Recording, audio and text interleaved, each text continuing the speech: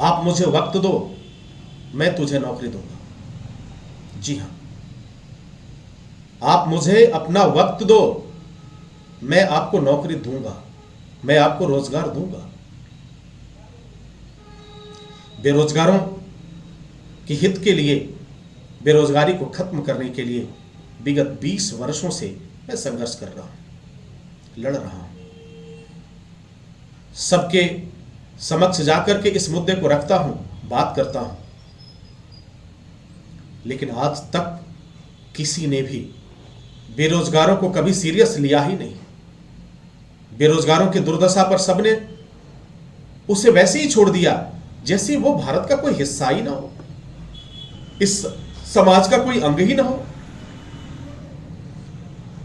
क्योंकि इस मुद्दे पर बात करने में कोई मसाला नहीं मिलता, इस मुद्दे पर बात करने में हर एक व्यक्ति की जुबान बंद हो जाती है।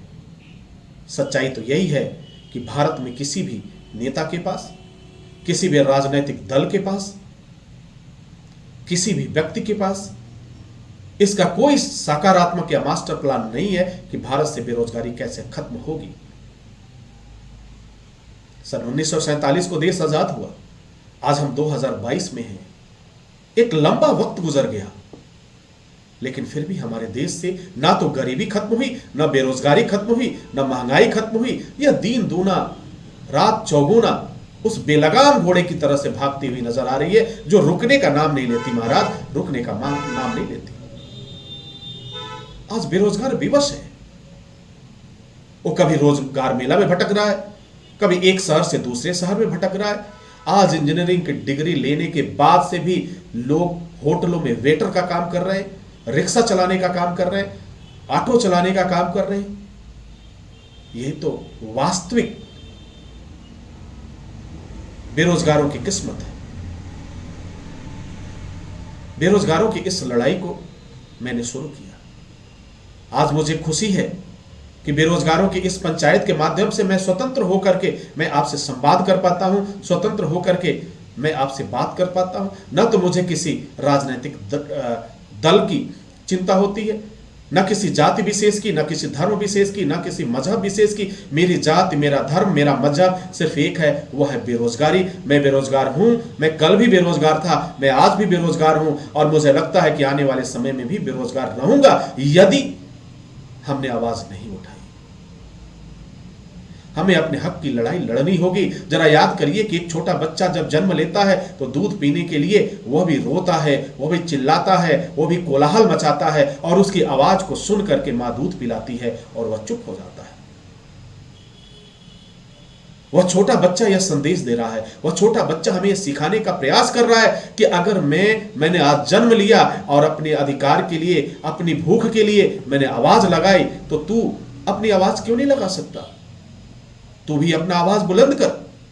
वह छोटा बच्चा हमें सिखाने का प्रयास करता है, और हमें इस बात को सीखना चाहिए। अपनी आवाज को बुलंद करने की आवश्यकता है। अपनी आवाज को किस तरह से हम मजबूती प्रदान करें, किस तरह से भारत से बेरोजगारी खत्म हो, क्योंकि यह मामला राष्ट्र का है, यह मामला देश का है। जब आप बेरोजगार रहोगे, जब आपके पास कोई काम ही नहीं होगा, जब देश में कोई रोजगार ही नहीं होगा, तो फिर राष्ट्र काहे का विकास कर पाएगा? तो निश्चित रूप से जो विकास होगा वह झूठा ही विकास होगा। वास्तविक विकास की परिकल्पना तो फिर एक हंसी बनकर रह जाएगा, एक मजाक बनकर रह जाएगा।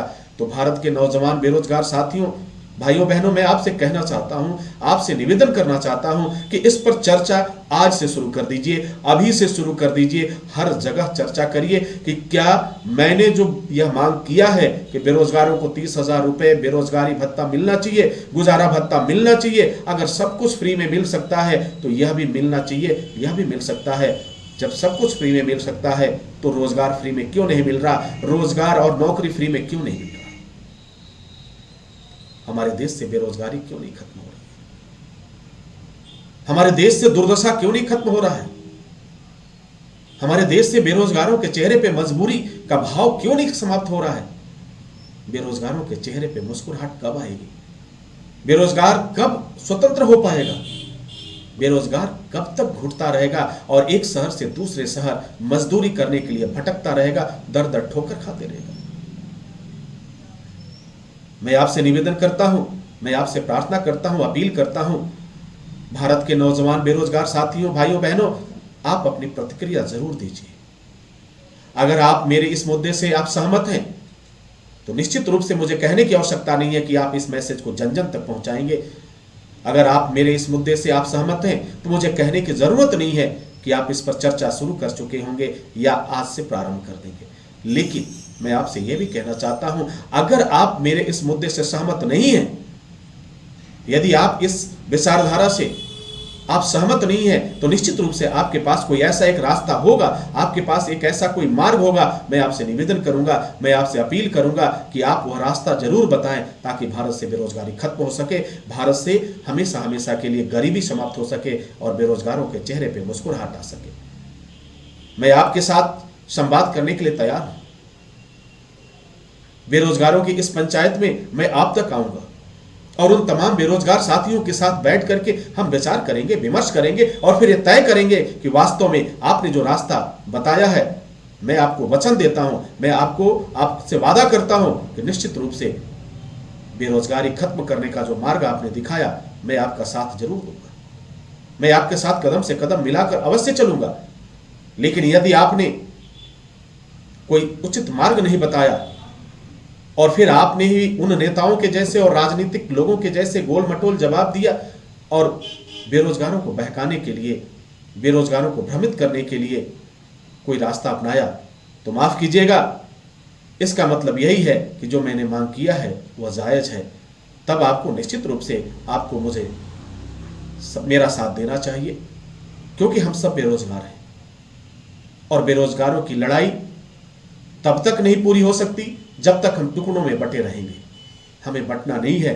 भारत का सभी बेरोजगार, भारत के सभी नौजवान बेरोजगार साथियों, भारत के समस्त बेरोजगार भाइयों बहनों, हमें आवश्यकता है एक होने की, हमें आवश्यकता है एक स्थान पे आने की, हमें आवश्यकता है अपनी आवाज को मजबूती के साथ बुलंद करने की, हमें आवश्यकता है अपने हक की लड़ाई लड़ने की, हमें आवश्यकता है लोकसभा में जाने की, हमें आवश्यकता है सदन में बेरोजगारों के इस मुद्दे को बहुत मजबूती के साथ रखने की और एक कानून की।